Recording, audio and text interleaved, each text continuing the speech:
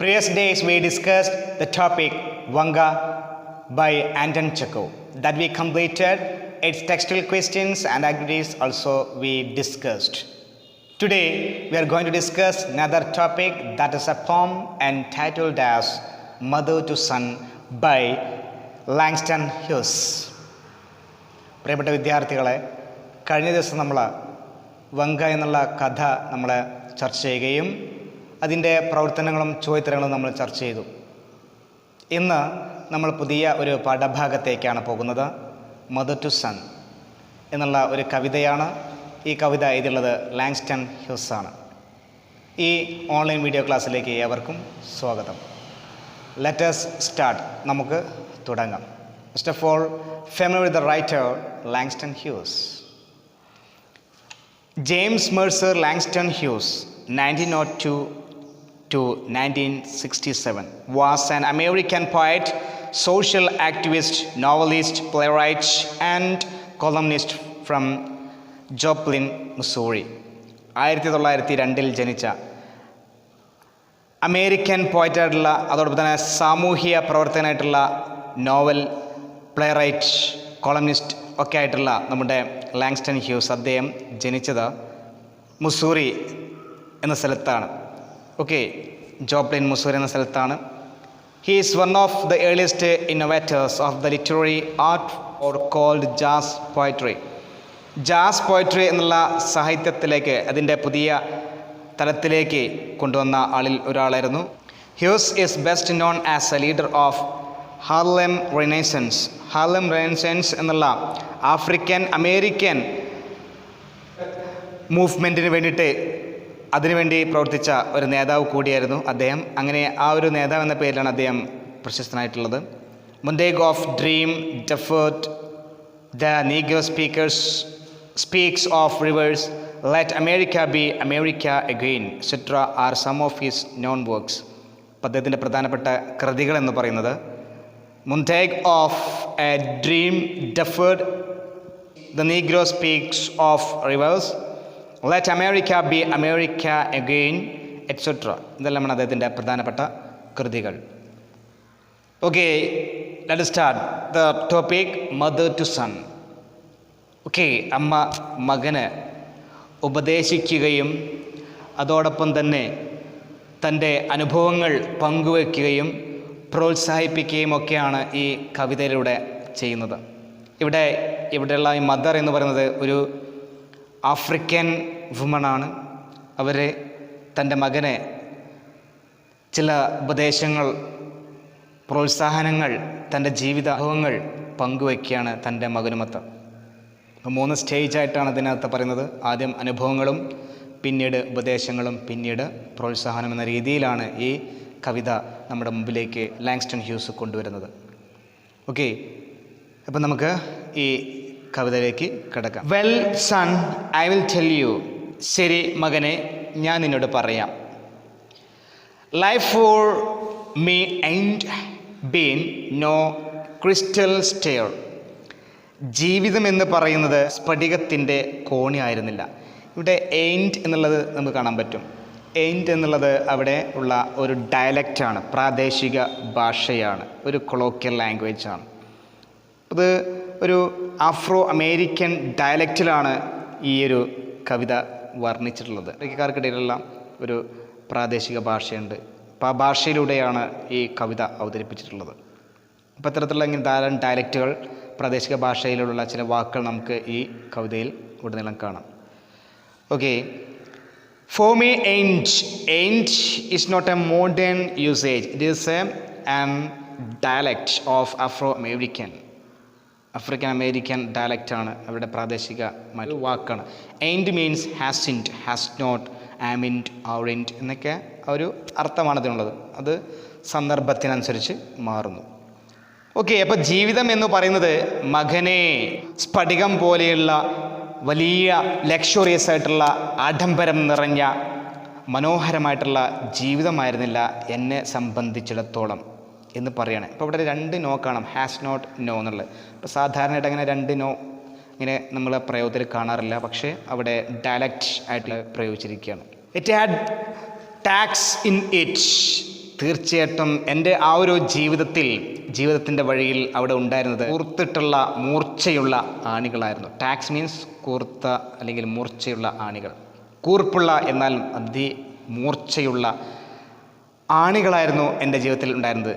അതുകൊണ്ട് അർത്ഥമാക്കുന്നത് അവരുടെ ജീവിതത്തിൽ കഷ്ടപ്പാടുകൾ നിറഞ്ഞ ഒരു ജീവിതമായിരുന്നു. വെച്ചാൽ അവരുടെ ജീവിത വഴിയിൽ അവർ എങ്ങും കഷ്ടപ്പാടുകളാണ് അനുഭവിച്ചിരുന്നത്.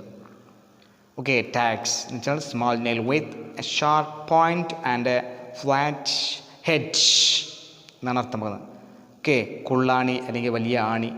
ഓക്കെ, ആൻഡ് സ്പ്ലിൻറ്റേഴ്സ്, വലിയ മുള്ളാണി അല്ലെങ്കിൽ ഈ പറഞ്ഞ കൂർത്ത് മൂർച്ചയുള്ള ആണികൾ മാത്രമല്ല. And splinters means a thin sharp piece of wood, metal, glass etcetera.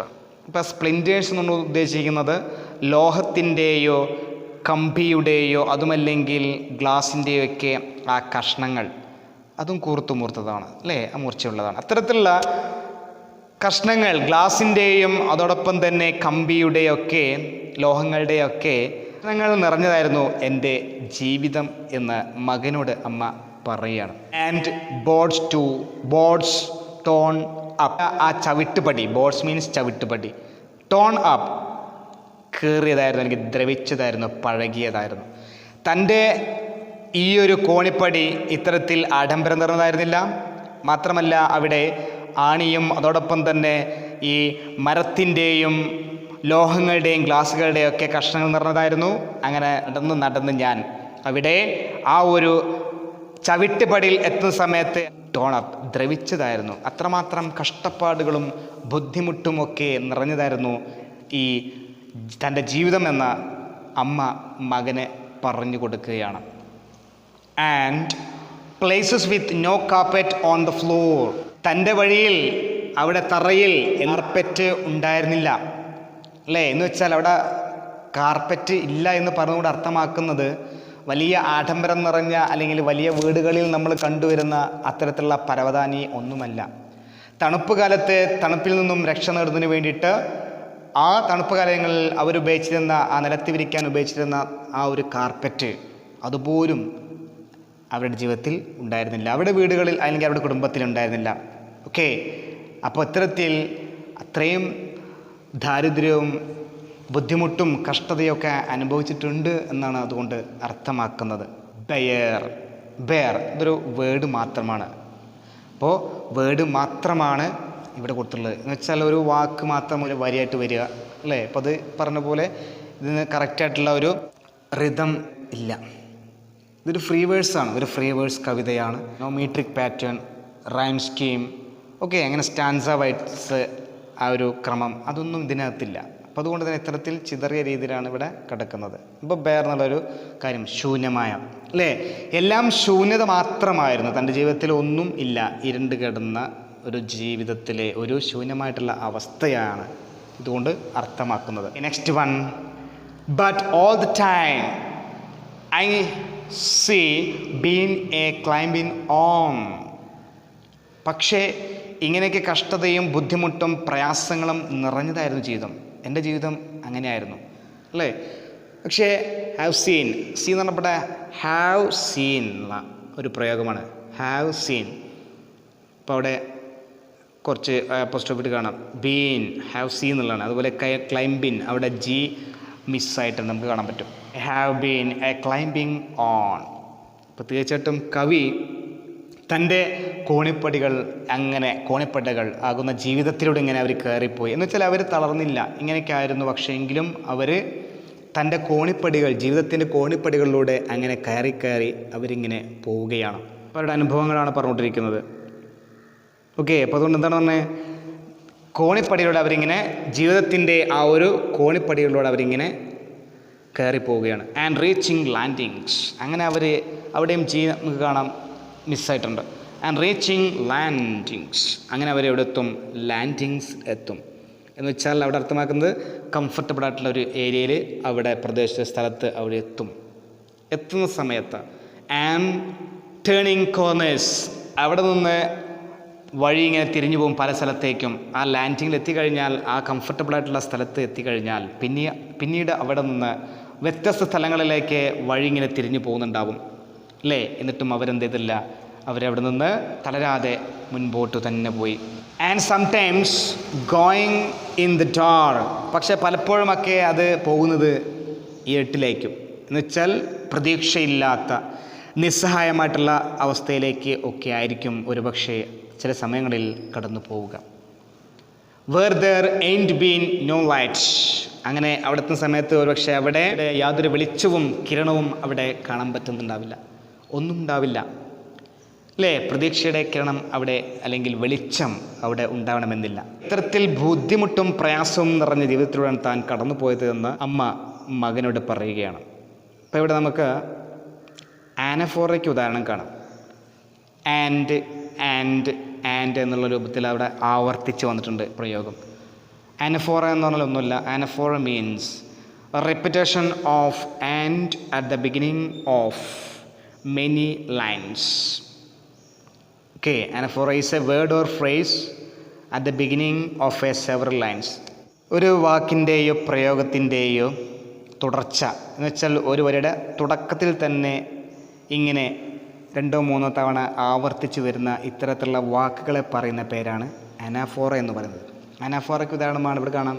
And reaching landings, and turning corners, and sometimes going in the dark. അപ്പോൾ ഇവിടെ ആൻഡ് എന്നുള്ള വാക്ക് അവിടെ റിപ്പീറ്റ് ചെയ്തത് കാണാം. അപ്പോൾ അത് അനാഫോറയ്ക്ക് ഉദാഹരണമാണ്. അപ്പോൾ അതൊരു പോയറ്റിക് ഡിവൈസാണ്, അത് ഓർത്ത് വയ്ക്കണം. ഓക്കെ, അതോടൊപ്പം തന്നെ ഇവിടെ ഒരു അല്യൂഷനും വരുന്നുണ്ട്. ബിബ്ലിക്കൽ റെഫറൻസ്, അതായത് ബൈബിളിൽ കൊടുത്തിരിക്കുന്നത് റെഫറൻസാണ്. എന്ന് വെച്ചാൽ അവിടെ ഉള്ളൊരു കോണി അല്ലേ, ജാക്കബിൻ്റെ കോണി ഒക്കെ എന്ന് വെച്ചാൽ ബുക്ക് ഓഫ് ജെനസിസിൽ പറയുന്നുണ്ട് ഇത്തരത്തിൽ ഒരു കോണിപ്പടിയുണ്ട്. അവിടെ ഭൂമിയിൽ നിന്ന് സ്വർഗത്തിലേക്കും സ്വർഗത്തിൽ നിന്ന് ഭൂമിയിലേക്കും മാലാഖമാർ ഇങ്ങനെ വരുന്നത് കാണുകയാണ്. ഓക്കെ, അപ്പോൾ അവരിങ്ങനെ കാണുന്നുണ്ട്.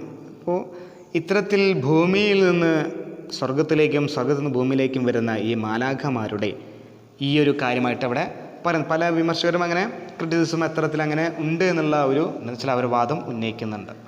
ഓക്കെ, എന്തായാലും ഇപ്പം ഇത്തരത്തിൽ ജീവിതം ഇത്തരത്തരം കഷ്ടത നിറഞ്ഞ പ്രതീക്ഷയില്ലാത്ത അങ്ങേയറ്റം കംഫർട്ടബിൾ അല്ലാത്ത ഒരു ജീവിതം തന്നെയായിരുന്നു അവരുടെ ജീവിതം. ആ ജീവിതം ഇങ്ങനെയൊക്കെയാണ് എന്ന രൂപത്തിൽ അമ്മ പറഞ്ഞു കൊടുക്കുകയാണ്.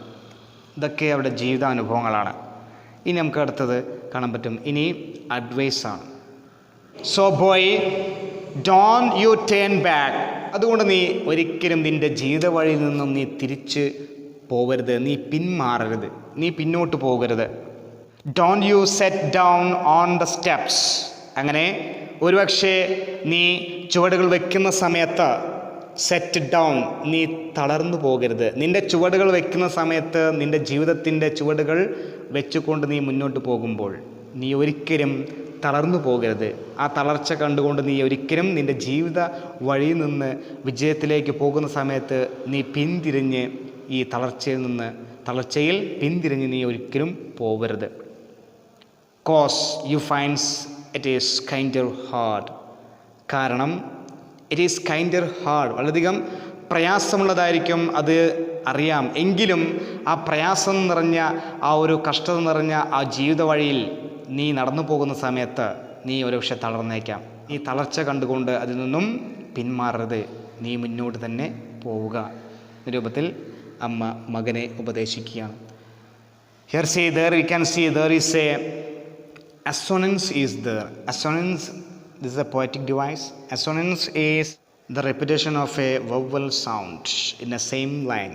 Okay, ഒരു വരി തന്നെ 2 അതിലധികമോ തവണ സ്വരാക്ഷരങ്ങൾ ആവർത്തിക്കുന്നത് എന്ത് പറയുക, നമ്മൾ അസോണൻസ് എന്ന് പറയാം. ഇപ്പോൾ ഇവിടെ നിന്ന് കാണാം സോ ബോയ് ടോണ്ട്, അവിടെ ഓ എന്നുള്ള വവൽ സൗണ്ട് ആവർത്തിക്കുന്നുണ്ട്. സോ അവിടെ ഓ കാണാം, ബോയ് ഓ കാണാം, ഡോണ്ട് അല്ലേ, അത് നമുക്ക് കാണാൻ പറ്റും. അപ്പോൾ അത് അസോണൻസിന് ഉദാഹരണമാണ്. അതുപോലെ തന്നെ നമുക്കിവിടെ അലിട്രേഷനും ഉദാഹരണം കാണാം. Second line don't you set down on the steps, set ഡൗണിലെ സെറ്റ്, സ്റ്റെപ്സിൽ സ് അല്ലേ, സ് ശബ്ദങ്ങൾ വ്യഞ്ജനാക്ഷരങ്ങൾ അവിടെ ആവർത്തിച്ച് വന്നിട്ടുണ്ട്. അലിട്രേഷന് ഉദാഹരണമാണ്. ഓക്കെ, നെക്സ്റ്റ് വൺ, അടുത്തത് പ്രോത്സാഹനമാണ്. അപ്പോൾ അവരുടെ ജീവിതാനുഭവങ്ങളോട് കടന്നുപോയി, ഉപദേശങ്ങളോട് കടന്നുപോയി. ഇനി അവരുടെ പ്രോത്സാഹനമാണ്, എൻകറേജ്മെൻ്റ് ആണ് അടുത്ത സ്റ്റാൻസയിൽ പറയുന്നത്. Don't you fall now, for I see still gone honey. Don't you fall now. അപ്പോൾ ഒരിക്കലും മകനെ നീ നിൻ്റെ വഴിയിലൂടെ യാത്ര ചെയ്യുന്ന സമയത്ത് നീ വീഴരുത്. For I see I am still going honey. അപ്പോൾ മകനെ നീ നല്ല രീതിയിൽ എന്ത് ചെയ്യണം? മുന്നോട്ട് പോകണം. ഹണി മീൻസ് ഡിയർ സൺ, പ്രിയപ്പെട്ടവനെ, പ്രിയപ്പെട്ടവളെ എന്നർത്ഥത്തിലാണ് ഇവിടെ ഹണി എന്നുള്ള വാക്ക് ഉപയോഗിച്ചിട്ടുള്ളത്. അപ്പോൾ പ്രിയപ്പെട്ടവനെ, പ്രിയപ്പെട്ട മകനെ, നീ ഒരിക്കലും നീ എന്ത് വീഴാതെ നിൻ്റെ ജീവിത വഴിയുടെ നീ മുന്നേറിക്കൊണ്ടേയിരിക്കുക, നീ വീഴരുത്.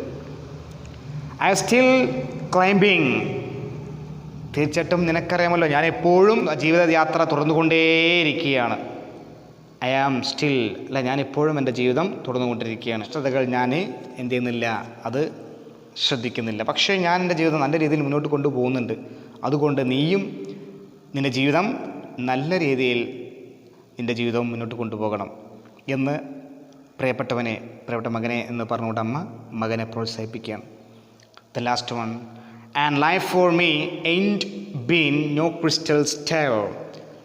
അവസാനം പറയുകയാണ്. അതുകൊണ്ട് തന്നെ മകനെ, എൻ്റെ ജീവിതം എന്ന് പറയുന്നത് ആഡംബരം നിറഞ്ഞ മനോഹരമായിട്ടുള്ള കംഫർട്ടബിളായിട്ടുള്ള നല്ല ഒരു ജീവിതം അത് അങ്ങനെ ആയിരുന്നില്ല എന്ന് അമ്മ പറയുകയാണ്. അപ്പോൾ ഇതൊരു എക്സ്റ്റെൻഡ് മെറ്റഫറിന് ഉദാഹരണമാണ്. ഓക്കെ, മെറ്റഫർ നമുക്കറിയാം, metaphor is A implied comparison നമുക്കറിയാം. ഇപ്പോൾ ഇവിടെ എക്സ്റ്റെൻഡ് മെറ്റഫറിലേക്ക് ഇത് കൊണ്ടുവന്നിരിക്കുന്നു. എന്ന് വെച്ചാൽ തുടക്കത്തിലും അവസാനവും ഒക്കെ അത് ഒരേ പ്രയോഗത്തിൽ, മകനെ എൻ്റെ ജീവിതം ക്രിസ്റ്റൽ സ്റ്റെയർ അല്ല, ആഡംബരം നിറഞ്ഞ ജീവിതമല്ല എന്നൊക്കെ രണ്ട് തവണ, എന്ന് വെച്ചാൽ തുടക്കത്തിൽ നിന്ന് ഒടുക്കത്തിലേക്കും ഒരേ രൂപത്തിൽ അത് ആവർത്തിച്ചിട്ടുണ്ട്. അപ്പോൾ ഇത്തരത്തിൽ ഇങ്ങനെ എക്സ്റ്റെൻഡ് മെറ്റഫറിന് ഉദാഹരണം എന്ന് വെച്ചാൽ ഇവിടെ തൻ്റെ ആ ഒരു ജീവിതത്തെ ക്രിസ്റ്റൽ സ്റ്റെയർ സാധാരണയായിട്ട് സ്മൂത്താണ്, കംഫർട്ടബിളാണ്, ലക്ഷൂറിയസ് ആണ്, മനോഹരം നിറഞ്ഞതാണ്. പക്ഷേ ഇവിടെ കവിയുടെ ജീവിതം എന്ന് പറയുന്നത് എന്താണ്? ഒരിക്കലും അതൊരു ക്രിസ്റ്റൽ അല്ലെങ്കിൽ സ്ഫടികത്തെ പോലെയുള്ള കോണിപ്പടിയെ പോലെ ആയിരുന്നില്ല. എന്ന് വെച്ചാൽ അവരുടെ ജീവിതം അത്രമാത്രം കഷ്ടതകൾ, ബുദ്ധിമുട്ടുകൾ, പ്രയാസങ്ങൾ അവർ അനുഭവിച്ചിരുന്നു എന്നതാണ് അവിടെ അർത്ഥമാക്കുന്നത്. The main theme of the poem is miserable life experience, mother's advice and mother's encouragement. Okay, and here the speaker is an Afro-American woman. Okay, mother. She is uneducated, illiterate, black woman. Okay, അപ്പോൾ കറുത്ത വർഗ്ഗക്കാരിയായിട്ടുള്ള, വിദ്യാഭ്യാസമില്ലാത്ത, എഴുത്തും വായനയും അറിയാത്ത Afro American ആയിട്ടുള്ള ഒരു സ്ത്രീയാണ് ഇവിടെ speaker എന്ന് പറയുന്നത്. അപ്പോൾ ഇതൊരു ഡ്രാമാറ്റിക് മോണോലോഗ് കൂടിയാണ്.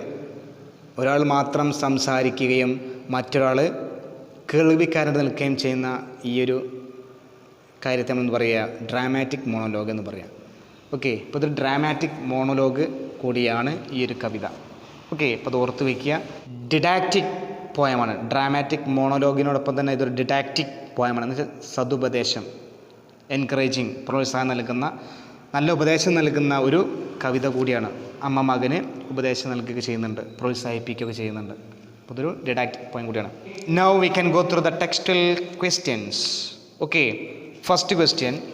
Who is the speaker in the poem? Do you feel the presence of a listener?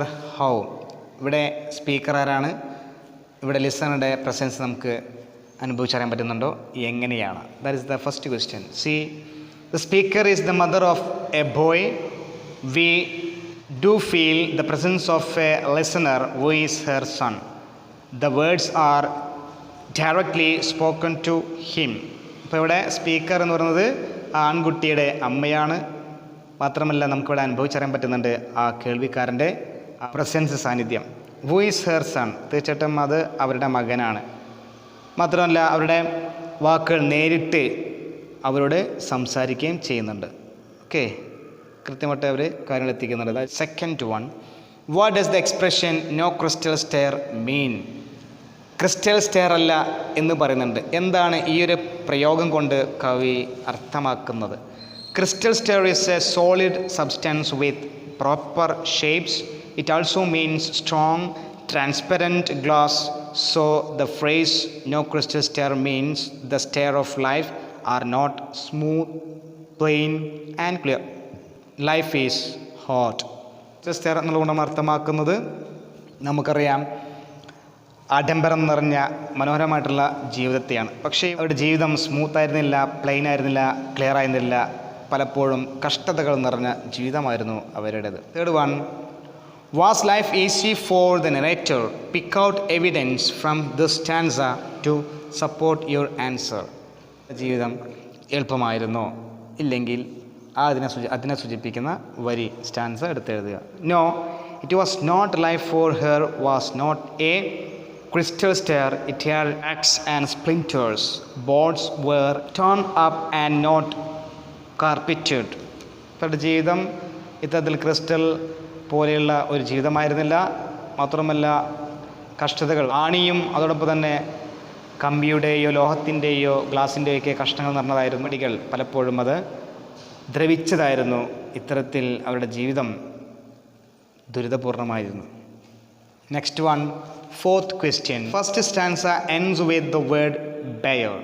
What does the speaker mean by the word bear? അപ്പോൾ ഇവിടെ ഒരു ആദ്യത്തെ സ്റ്റാൻസയിൽ ഇത് അവസാനിക്കുന്നത് അവിടെ ബെയർ എന്നുള്ള ഒരു പ്രയോഗം കൊണ്ടാണ്, വാക്കുകൊണ്ടാണ്. എന്താണ് ആ വാക്കുകൊണ്ട് അർത്ഥമാക്കുന്നത്? Bare means naked or exposed. She did not have enough clothes or shoes to wear. Her life was bare just like the stair was bare without any carpet. It hints at her poverty. അപ്പോൾ അവരുടെ ജീവിതത്തിൽ അവരുടെ ദാരിദ്ര്യത്തെയാണ് കാണിക്കുന്നത്. അവർക്ക് ഷൂസോ അല്ലെങ്കിൽ ജീവിതത്തിൽ ധരിക്കാൻ വസ്ത്രങ്ങളൊന്നും തന്നെ ഉണ്ടായിരുന്നില്ല, ഒക്കെ ശൂന്യമായിരുന്നു. ദാരിദ്ര്യം നിറഞ്ഞ ഒരു ജീവിതത്തെ പോലെയായിരുന്നു. അപ്പോൾ അതുകൊണ്ട് തന്നെ അവിടെ ബെയർ എന്നുള്ളതുകൊണ്ട് ഉദ്ദേശിക്കുന്നത് അവരുടെ ജീവിതത്തിൽ നല്ല കാര്യങ്ങൾ ഒന്നും തന്നെ ഉണ്ടായിരുന്നില്ല എന്നാണ് അതുകൊണ്ട് സൂചിപ്പിക്കുന്നത്. Fifth one, when life becomes challenging, does the speaker give up? How do you know? ജീവിതത്തിൽ അവരുടെ ജീവിതത്തിലുള്ള ചില വെല്ലുവിളികൾ അത് ഉപേക്ഷിക്കാൻ അവർ തയ്യാറായോ? How do you know? നിങ്ങൾക്ക് എങ്ങനെ അറിയാം? No, she doesn't, because she says all the time she had been climbing on and reaching landings. ഒക്കെ പലപ്പോഴും അവരുടെ ജീവിതം അവർ അവസാനിപ്പിച്ചിട്ടില്ല. അവരിങ്ങനെ ആ കോണിപ്പടികൾ കയറി ലാൻഡിങ്സിൽ എത്തുകയാണ്. ജീവിതം എപ്പോഴും തുടരുന്നുണ്ട്.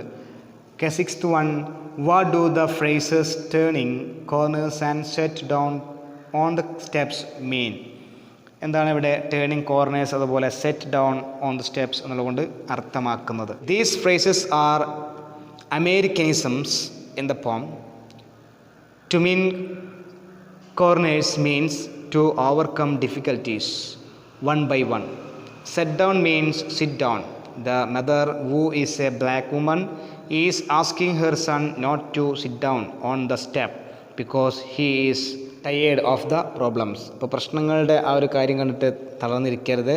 നീ ഒരിക്കലും തളരാതെ മുന്നോട്ട് തന്നെ പോവുക, പ്രയാസങ്ങൾ മറികടന്നുകൊണ്ട് മുന്നോട്ട് പോവുക എന്നുള്ളതാണ് അമ്മ ഇവിടെ ഈ രണ്ട് വാക്കുകൾ കൊണ്ട് അർത്ഥമാക്കുന്നത്. അപ്പോൾ സെറ്റ് ഡൗൺ എന്നുള്ളതുകൊണ്ട് സിറ്റ് ഡൗൺ എന്നുള്ളതും അതുപോലെ ടു മീൻ കോർണേഴ്സ് എന്നുള്ളത് അർത്ഥമാക്കുന്നത് ഓവർകം ഡിഫിക്കൽട്ടീസ്, പ്രയാസങ്ങൾ തരണം ചെയ്യുക എന്നുള്ളതാണ്. Seventh one, the speaker speaks of the dark times. What does the poet refer to here? ഇവിടെ ഡാർക്ക് ടൈംസ് എന്നതിനെക്കുറിച്ച് ഇവിടെ സ്പീക്കർ പറയുന്നുണ്ട്. ഇവിടെ എന്താണ് ഈ ഡാർക്ക് ടൈംസ് എന്നുള്ളതുകൊണ്ട് അർത്ഥമാക്കുന്നത്, സൂചിപ്പിക്കുന്നത്? Dark times refers to the hardships in life. അവിടെ ജീവിതത്തിലെ കഷ്ടതകളെയാണ് സൂചിപ്പിക്കുന്നത്. As the mother says, she was sometimes going in the dark where there has not been any lights. Often she had to travel even without a ray of hope. അവരുടെ ജീവിതത്തിൽ, ദുരിതപൂർണ്ണമായ ജീവിതത്തിൽ അവർ പലപ്പോഴും പ്രയാസം നിറഞ്ഞ ജീവിതത്തിലൂടെയാണ് അവർ കടന്നുപോയത്. അവിടെ ജീവിതത്തിൻ്റെ യാതൊരു പ്രകാശ കിരണവും പ്രതീക്ഷയുടെ കിരണവും അവരുടെ ജീവിതത്തിൽ ഉണ്ടായിരുന്നില്ല. Often she had to travel even without a ray of hope. പലപ്പോഴും അവരെ പ്രതീക്ഷയുടെ അവർ സഞ്ചരിച്ചത്. Eighth one, what advice does the speaker give? Pick out relevant lines from the poem. എന്ത് ഉപദേശമാണ് സ്പീക്കർ നൽകുന്നത്? അതിനെ സൂചിപ്പിക്കുന്ന പ്രധാനപ്പെട്ട വരികൾ എടുത്തെഴുതുക. Come on, the advices she gives is not to turn back, not to sit down on the steps, and not to fall. Boy, don't you turn back, don't you sit down on the steps, don't you fall now. ഇതൊക്കെയാണ് അവർ ഉപയോഗിച്ചിരിക്കുന്ന വാക്കുകൾ, പ്രയോഗങ്ങൾ. With what message does the poem end? എന്ത് മെസ്സേജാണ് ഇവിടെ അവസാനം നൽകുന്നത്? The poem ends with the message to forward in spite of the problems. The obstacles should not stop us from going ahead. അപ്പോൾ തീർച്ചയായിട്ടും നമ്മുടെ ജീവിതത്തിൽ ധാരാളം പ്രശ്നങ്ങളുണ്ടാവും. ആ പ്രശ്നങ്ങൾ നമ്മുടെ ജീവിതത്തിൻ്റെ യാത്രയിലേക്ക് അതൊരിക്കലും നമ്മുടെ മുമ്പിൽ തടസ്സം ഉണ്ടാക്കരുത്. നമ്മൾ ഒരിക്കലും നിലയ്ക്കാതെ നിർത്താതെ മുന്നോട്ട് തന്നെ പോയിക്കൊണ്ടേയിരിക്കുക. അതാണ് അതുകൊണ്ട് അവർ അർത്ഥമാക്കുന്നത്. Read the poem again and answer the questions choosing the most appropriate answer from the options given below. താഴെ കൊടുത്തിരിക്കുന്ന സെൻറ്റൻസുകൾ വായിച്ചിട്ട് ഓപ്ഷനിൽ നിന്നും ഏതാണോ സ്യൂട്ടബിൾ ആവുന്നത് അത് എടുത്തെഴുതുക. ഇപ്പോൾ തിരഞ്ഞെടുത്ത് എഴുതാൻ വേണ്ടി പറഞ്ഞിരിക്കുകയാണ്. First one, in the first 7 lines a stairway with stacks in it and splinters is being compared to option A, carpet on the stairway, the other people who live in the run down housing, the sun, life. ഇതൊക്കെയാണ് അവിടെ കൊടുത്തിരിക്കുന്ന ചില options. ഇതിൽ ഉത്തരം ഏതാണ്? First 7 lines, ആദ്യത്തെ 7 വരികളിൽ stairway with tacks in it splinters എന്ന് പറയുന്നുണ്ട്. ആ ഒരു ടാക്സ് ഇറ്റ് ഇൻ സ്പ്ലിൻറ്റേഴ്സ് എന്നുള്ളത് ഏതിനോട് കമ്പയർ ചെയ്തിരിക്കുന്നത്? ഉത്തരം ലൈഫാണ്, ജീവിതത്തോടാണ് കമ്പയർ ചെയ്തിരിക്കുന്നത്. വെച്ചാൽ ആ ഒരു ഗ്ലാസിൻ്റെ കഷ്ണങ്ങളും അതൊക്കെ അവിടെ ജീവിതത്തെയാണ് സൂചിപ്പിക്കുന്നത്. Next one, in this poem boards with tacks and splinters and boards torn up are symbols for run down housing, a life with many difficulties and challenges, the ungrateful manner in which the mother's son treats her, the lack of compassion for fellow beings. ഈ കവിതയിൽ boards with tax എന്നുള്ള ആ ഒരു പ്രയോഗത്തിന് സമാനമായത് ഏതാണ് അതിൽ വരുന്നത്? Boards and turn up are, അതൊക്കെ സൂചിപ്പിക്കുന്നത് ഏതാണ്? ഉത്തരം a life with many difficulties and challenges, ജീവിതത്തിൽ ധാരാളം പ്രയാസങ്ങളും വെല്ലുവിളികളും ഉണ്ട് എന്നതാണ് അതുകൊണ്ട് അർത്ഥമാക്കുന്നത്. Third one, what does reaching landings symbolize in the mother's life? അമ്മയുടെ ജീവിതത്തിൽ ഇവിടെ റീച്ചിങ് ലാൻഡിങ്സ് എന്നുള്ളതുകൊണ്ട് സൂചിപ്പിക്കുന്നത് എന്താണ്? Options, difficult situations in her life, phases in her life that seemed magical to her, compassionate forces in her life, places devoid of light. Answer is C, compassionate forces in her life. Okay, fourth one, why do you think the word bear is used in the poem? Bear എന്നുള്ളത് കൊണ്ട് ഇവിടെ ഉപയോഗിച്ചുള്ളത് എന്താണെന്നാണ് നിങ്ങൾ ചിന്തിക്കുന്നത്? Okay, options, to emphasize the son's brutality because Hughes couldn't think of anything else to add that line. To empathize how difficult and bare of luxurious the mother's life had been because it rhymes with the word stair. So answer is C, empathize now difficult and bare of luxurious the mother's life had been. Next one, which of the following is the most suitable meaning for turning corners in the poem? Option A, phases in her life where she tried to solve problems on her own, phases in her life where she felt she had failed, moments in her life when she knew her son would be successful, her need to find a father figure for her son. Answer is A, phases in her life where she tried to solve problems on her own. Next one, what is the theme of the poem? One shouldn't be overconfident when you are in trouble. Look to your mother for advice. Don't give up. Reach out the goals you have set for yourself. Love for mankind. Answer is don't give up. Reach out to the goals you have set for yourself. Next one, the crystal stair is a metaphor used in the poem. Why do you think Hughes is referring to the stairway as crystal? അപ്പോൾ ഇവിടെ crystal stair എന്നുള്ളൊരു മെറ്റഫറാണ്. എന്തുകൊണ്ടാണ് ഇവിടെ stairway എന്നുള്ളത് ഒരു ക്രിസ്റ്റലായിട്ട് കൊടുത്തുള്ളത്? Crystals are beautiful, but they are also fragile and slippery. Crystals sparkle in the sunlight. Crystals have different colors depending on how the light hits them. You can almost see through a crystal. And says D, you can almost see through a crystal. Next one, why a stairway used as an appropriate metaphor to describe the wisdom, the mother is trying to impart to her son? Okay, answer is one requires ready persistence to go up and down a stairway. Answer is C. Ninth one, what is the most likely age of the son? Okay, old age, infancy, middle age, then teenage. So answer is teenage. Last one, the language used in the poem pertaining to a particular culture or geographic area is known as dash. Dialogue, dialect, diction, idiom. That is dialect. പ്രാദേശിക ഭാഷ സൂചിപ്പിക്കുന്ന. Okay. Then next one, activity 1. The metaphor for life, me ain't been no crystal stair, is an extended metaphor. It is seen throughout the poem. Do you think that the poem can convey the right idea without this metaphor? Why? അപ്പോൾ ജീവിതം എന്ന് പറയുന്നത് ഒരു crystal stair അല്ല, അത് മെറ്റഫറായിട്ട് കൊടുത്തിട്ടുണ്ട്, extend മെറ്റഫറായിട്ട് കൊടുത്തിട്ടുണ്ട്. മാത്രമല്ല ഇവിടെ ഈ കവിതയുടെ നീളം ഈ ഒരു കാര്യം കാണുകയും ചെയ്യാം അല്ലേ. ഡു യു തിങ്ക്, അതായത് നിങ്ങൾ ചിന്തിക്കുന്നുവോ ഈ കവിത ഈ ഒരു കറക്റ്റായിട്ടുള്ളൊരു ആശയം ഇല്ലാതെ മെറ്റഫറയ്ക്ക് ഉപയോഗിക്കാതെ ആ ഒരു ആശയം കൺവേ ചെയ്യാൻ പറ്റുമെന്ന് നിങ്ങൾ ചിന്തിക്കുന്നുവോ? ഇല്ലെങ്കിൽ ഈ എന്തുകൊണ്ട്? Okay, the poem uses an extended metaphor, dialect and imagery to convey the theme that life is difficult and one has to work hard and be persistent to face the challenges of life. അപ്പോൾ ഇവിടെ അത്തരത്തിൽ കൊടുത്തിട്ടുണ്ട്. ഇപ്പോൾ ഇതിനെ base ചെയ്തുകൊണ്ട് ചെറിയൊരു passage നിങ്ങളോട് എഴുതാൻ പറഞ്ഞിരിക്കുകയാണ്. There is a model. Okay. Then second one, what literary elements does Langston Hughes use to convey the message in the poem Mother to Son? ഏത് ലിറ്റററി എലമെൻറ്റ്സ് ഒക്കെയാണ് ലാങ്സ്റ്റൺ ഹ്യൂസ് അദ്ദേഹത്തിൻ്റെ ഈ ഒരു കവിതയിലെ മെസ്സേജ് മദർ ടു സൺ എന്നുള്ള കവിതയിലൂടെ അദ്ദേഹം നൽകാൻ വേണ്ടി ഉപയോഗിച്ചിട്ടുള്ളത്? കൺസിഡർ ദ ഫോളോയിങ്, താഴെ കൊടുത്തിരിക്കുന്നവ നോക്കുക. What is the relevance of metaphor crystal stair? Okay, metaphor crystal stair. Why does the poet use the Afro-American dialect in the poem?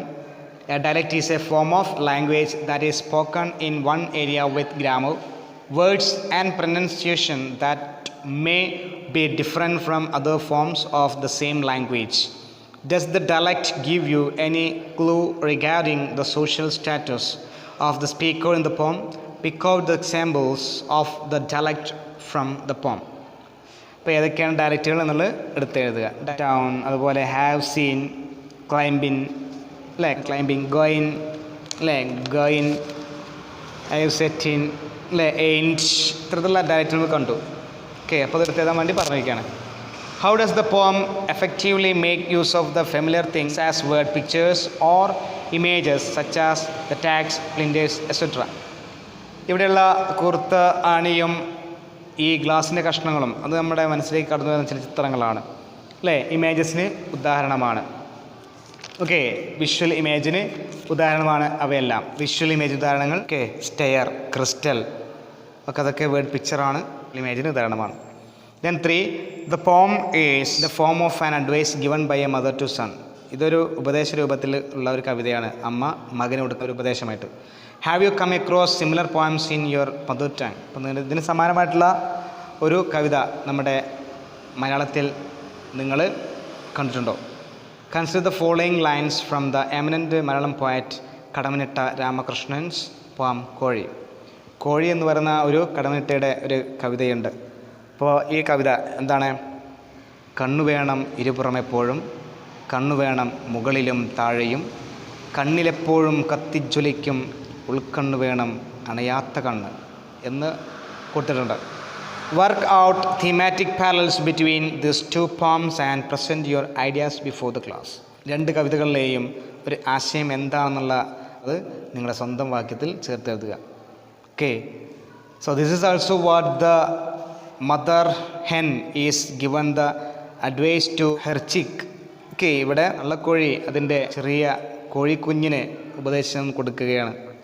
കണ്ണു വേണം നമ്മുടെ ഇരുപുറം എപ്പോഴും വേണം, മുകളിലും താഴെയും എല്ലായിടത്തും വേണം. അണയാത്ത കണ്ണ് എപ്പോഴും ഉണ്ടെങ്കിൽ മാത്രമേ നമ്മുടെ ചുറ്റുമുള്ള കാര്യങ്ങൾ നമുക്ക് അറിയാൻ പറ്റൂ. അതുകൊണ്ട് അത് എപ്പോഴും കത്തിജ്വലിക്കുന്ന രീതിയിൽ ഉൾക്കണ്ണ് ഉണ്ടായിക്കൊണ്ട് അണയാത്ത കണ്ണായിട്ട് നമ്മളെപ്പോഴും കണ്ണ് തുറന്നിട്ടിരിക്കണം എന്നൊക്കെയാണ് ഈ ഒരു കവിതയിലൂടെ പറയുന്നത്. Okay, all is there. You just look at that. I think all of you got the idea about this, about the poem Mother to Son and its textual questions and activities. The next day we can discuss another topic. Still wait. Have a nice day.